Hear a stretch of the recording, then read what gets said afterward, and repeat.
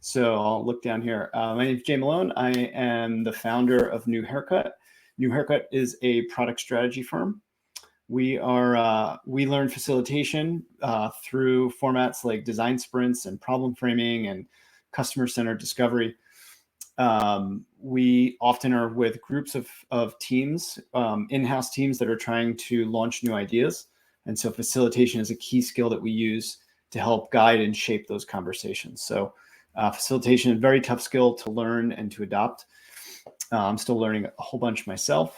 So I host these as a way to hear other questions that other parts of facilitation that folks like yourselves are challenged with, because it helps me learn, of course, as well.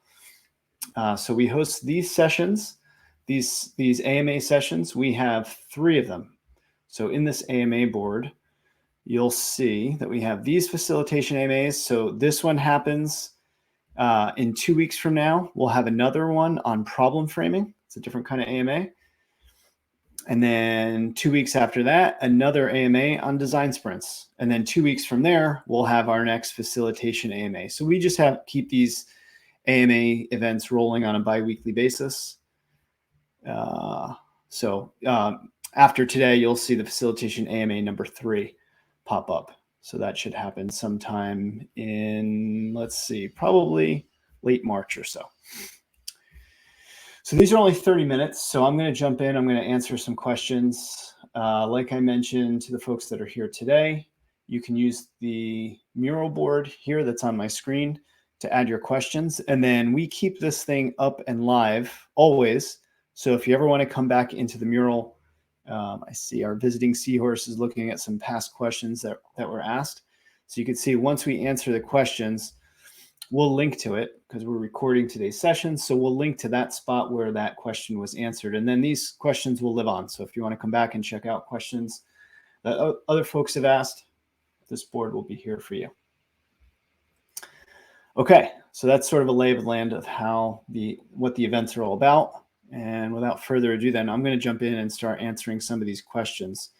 The last thing I'll note is if you ever see a question that you think is really interesting, you can sort of upvote it by dragging over some smileys. That way I know what to prioritize. Otherwise, I'm just going to kind of work top down. Okay. So let's see. First question then for today.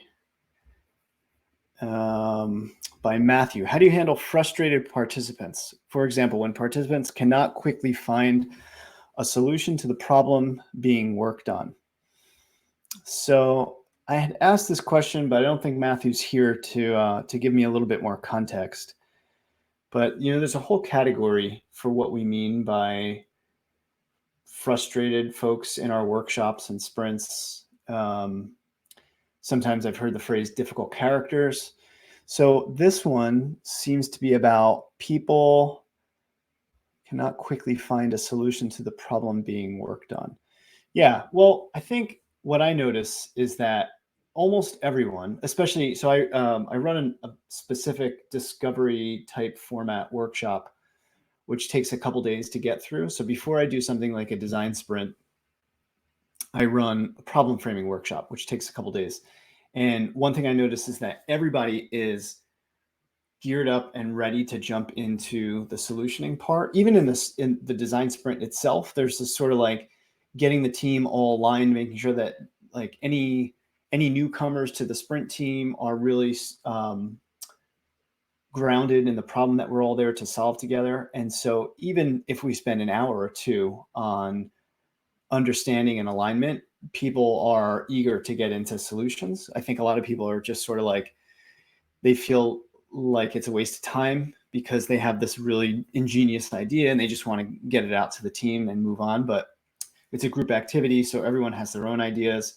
Everyone has their own sort of mental model of what problem that they're there to work on. So I can't tell you how many times I've led a session where one person thinks we're talking about one problem and another person thinks it's a different problem.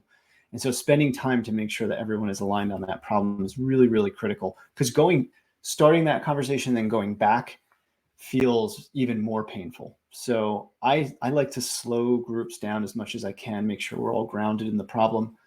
It's helpful for me to be an outsider because I get to ask all of the There's probably a better phrase than stupid questions, but I get to ask all of sort of the external questions, make sure that everyone really gets it before we move into solutioning. So maybe the best thing that I do is I ask for a little bit of forgiveness up front. I explain the agenda. I explain how important it is for us to all be grounded in the problem. I tell them when we're going to get to solutioning. And sometimes people opt out of the discovery portions of the session and they say, I'll join during the solutioning. And that tends to invite a one-on-one with me and that person to make sure they understand that just jumping into the solution and not being part of the team during those discovery sessions and question asking and problem definition is really critical. So it's not uncommon. Most human beings want to get right into solution mode. Everyone assumes that, I'm busy. I got to get in and out of this workshop as quick as possible. But most of the time when you rush through the early critical conversations, you just wind up spending more and more cycles on repeating, realigning the team. And each time you do that, momentum is broken, trust in the process is broken. So I would emphasize slowing them down up front versus repeating it over and over again. So Matthew's not here, but I hope that was a helpful answer to the question. Okay. It looks like, cool. Okay. Next question is, how long do you advise to talk without asking for any feedback? So this is an interesting question. Of course, context is important here. Depends if you have other people coming to talk. So what I put are two notes in here. One is, as a facilitator, I take the stance that this is not my conversation, it's the team's. I'm there to shape it and to make sure that we have the right conversations, go through the right activities, get to the decisions that the group is excited to get to, meet the expectations and objectives of the team, of the stakeholders that are sort of watching from afar. So I know that it's not my conversation. So I spend very little time talking and instead inviting others to talk. But I think what I spend more time doing in terms of getting people to talk less and be more participatory and interactive, I spend more time designing other people's talking points and sessions than I do my own. So when I do that, I'm often working with them before. So if I know that they're going to have 20 minutes or 30 minutes, if they're going to come and do like a lightning talk or a presentation or just kind of like some context and some grounding, maybe there's a researcher that's coming that's going to ground the team in some research, I'll spend a lot of time doing one-on-ones with them to show them how much time we have, that I'm going to time box it. I ask them how they're going to evoke others to sort of like be part of that conversation, so that it can be a conversation as opposed to just 20 minutes of raw presentation. So the more I can make it a conversation between a couple people or a group of people, the better, because now I know I have the team engaged and feeling accountable with the research or with whatever is being presented. And then I also ask them, how do you plan to present it so that it's something that you're showing the research or your presentation versus just sort of telling in a very theoretical presentation. So using tools like Mural and Miro, using interactive hosting tools like Butter, like Zoom, like Teams, to make it as visual an interaction as possible. If I had to answer this question just for myself, I would say as little as possible. So if I am doing some presentation or some context or some theory, I'm doing like very short microbursts of content and then always checking in. Did I get that right? Is this what we meant? Are we still on track for what we agreed was the agenda? So like bursts of content followed by a question. Are we on track? Are we still aligned? That's typically how my presentation and talking points go. I hope that was helpful. Leo's not here, but I hope that helps if Leo comes back and watches. Okay, our next question is by Taylor. Taylor asks, for in-house innovation leaders versus third-party, that folks like myself that are hired to do facilitation, For in-house innovation leaders, do you recommend one-on-ones before every workshop or just for certain types of workshops? So I think every workshop, every is probably strong. So like if you're running a design sprint, should you do a one-on-one before every day of the sprint? No, probably not. If you're running multiple sprints for the same project, should you do one-on-ones? Probably not. Probably the first, and then maybe like a small check-in with any kind of key leaders.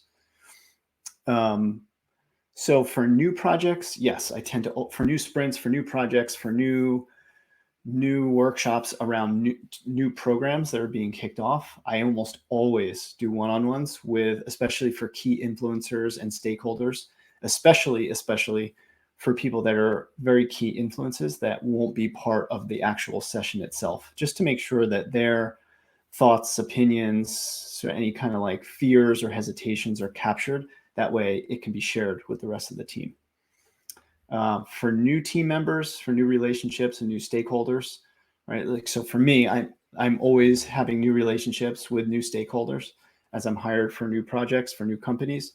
So I'm almost always capturing that, especially if I know that this design thinking is new to them, running sprints is new for them, because then in that situation, there's not only a business outcome, but sort of an organizational outcome, which is related to a question below where we're going to get to that. So it's sort of like when new things are being triggered, new process, new team members, new projects, then I do my one-on-ones to capture those things that I mentioned before. What's important to you? What are the objectives?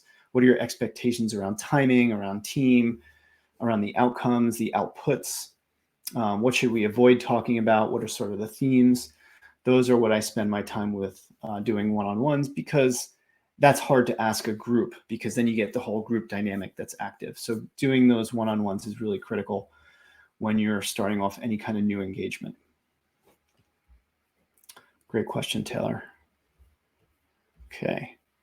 So I kind of lumped up these two next questions together because I think there's a relationship between the two. It's weird that you can't see the video here, or at least I can't see it on my screen, which means screen sharing, you can't see it. But if you refresh the page, you'll see that I linked a video related to this question. The question is, do you think it works for someone to be a hybrid facilitator and participant in a workshop, or should those be separate? So in other words, can someone play the role of facilitator while also being an active participant and in the conversation itself? So I used to do both. So I'm a former software engineer and product manager. So if I was being asked to facilitate, especially on a topic that I was a domain expert in, then of course I would just kind of like do both all at once. And what I saw was that when I started to facilitate as an outsider, I noticed that without being weighed down by all of the subject matter expertise that I had, I wasn't weighed down by the politics because I was coming in as an outsider.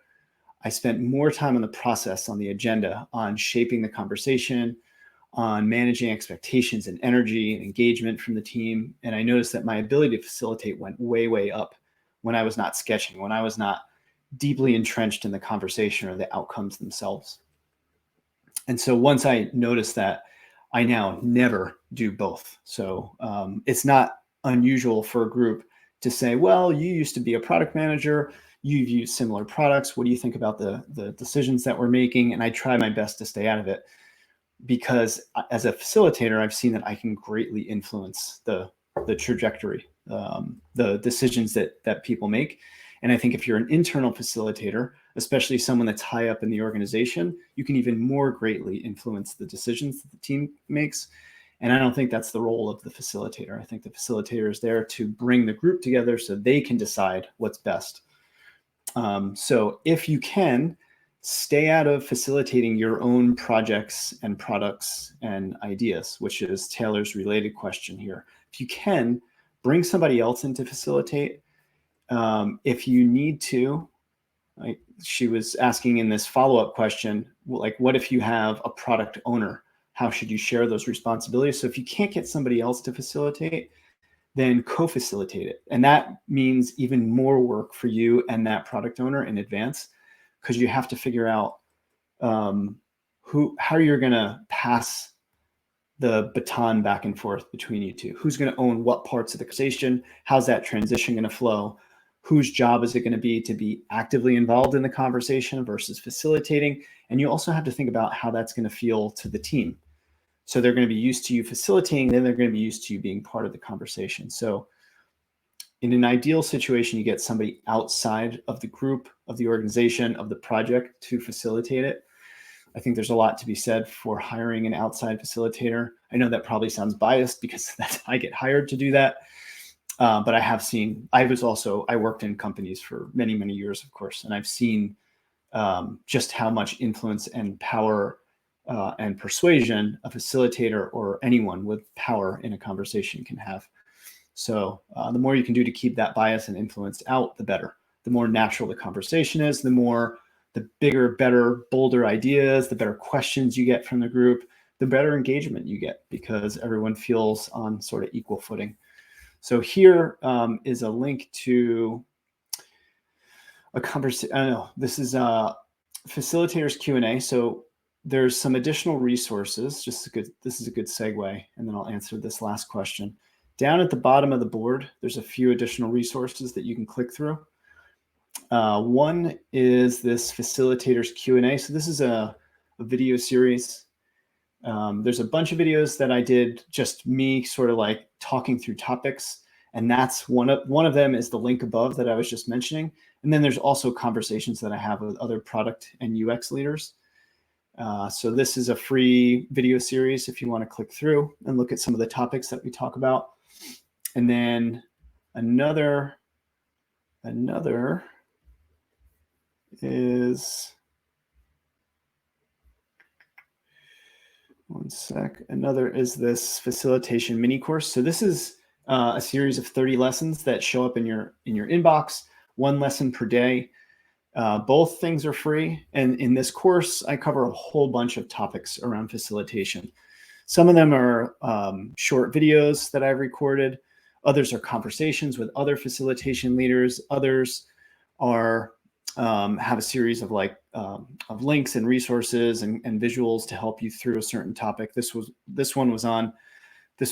almost like a mini theme within around establishing, building, and restoring trust within teams. There's ones around hybrid and remote teams and facilitation, all sorts of different topics in this course. So if these are a couple resources you can use to continue learning around facilitation. And this link in here, in fact, let me just refresh my screen.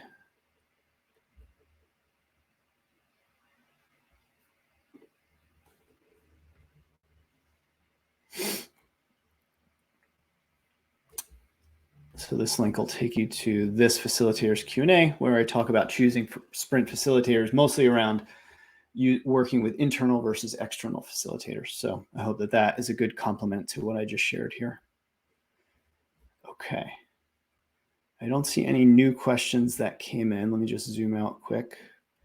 I don't see any new questions. Like I said, old questions will always live over here in this previously answered section, and new questions here. So I think there's one more for today.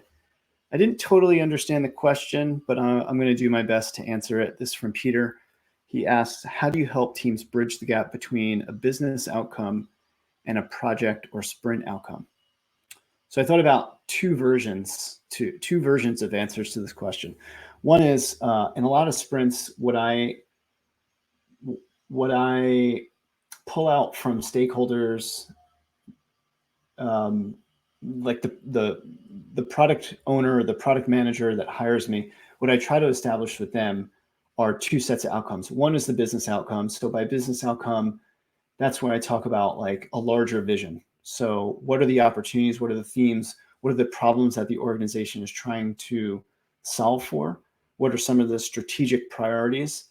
And how might this sprint map back to that? So there's some business related outcomes that I'm trying to understand. And that will help me as a facilitator stay on track. So when the conversation goes down lots of rabbit holes, I can ask the group, what we're here for is for this sort of like main theme. This is the vision that we're going for. This is sort of the strategic initiative. these are some of the expectations. Are we off track? Is it more important to stay here, or should we go back to the original agenda? That's what I mean by a business outcome. Whereas organizational outcomes or team outcomes tend to be things like, if you're new to design thinking, new to design sprints, if innovation is sort of like a newer muscle and you're trying to build your customer centricity, there are outcomes related to improving your team collaboration, using remote tools, getting into a practice of curiosity and asking questions over telling people solutions. So those are what I mean by organizational outcomes. And so those are things that I'll track, allow the team to fail and sort of call out so that they can grow, so that when I leave as an outside facilitator, they can step up and their future facilitators can do the same, so that teams can get together and have these productive group conversations. So that's the difference between sort of like business and organizational outcomes. And those are the things that I help to pull out from the stakeholders so that I can be aware of them, point them out to the team, and keep them on track, keep them growing. So my facilitation style tends to be very much a teach to fish.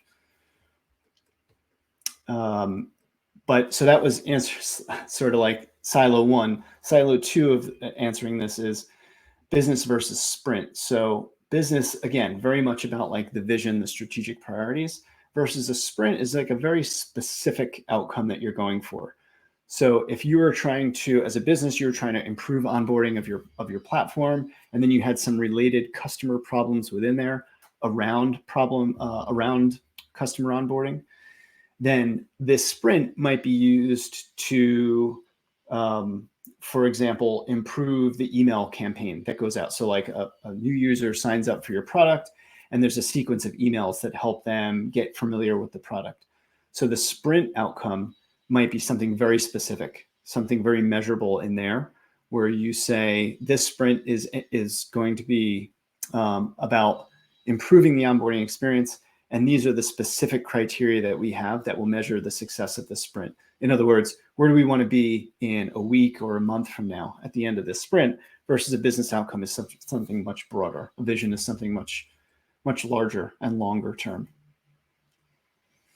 So, just that's, again, going back to a question before, that's where having those one-on-ones with key thought leaders and stakeholders in the organization is really, really important for you as a facilitator, especially an outside facilitator, because then you can spend time to capture them, to put them back in front of the group, and to say, this is what I heard us saying is important for this sprint, for this larger initiative. Are we all on track? Are we all aligned? And then when we do derail and go off on sidebars, I have an easier job bringing them back and asking them if they want to stay on this part of the conversation or go back to our originally agreed upon agenda. And it's 1:29, so we're right at time. That's it for this week. Like I mentioned, if you want to come to another AMA in the future, you can sign up for an upcoming problem framing AMA, design sprint AMA, and the next facilitation AMA will be posted up here later today or tomorrow. That's everything. Thanks so much for the questions, for showing up. I appreciate it. And I hope to see you in a future AMA event. Take care. Have a great day. Have a great week.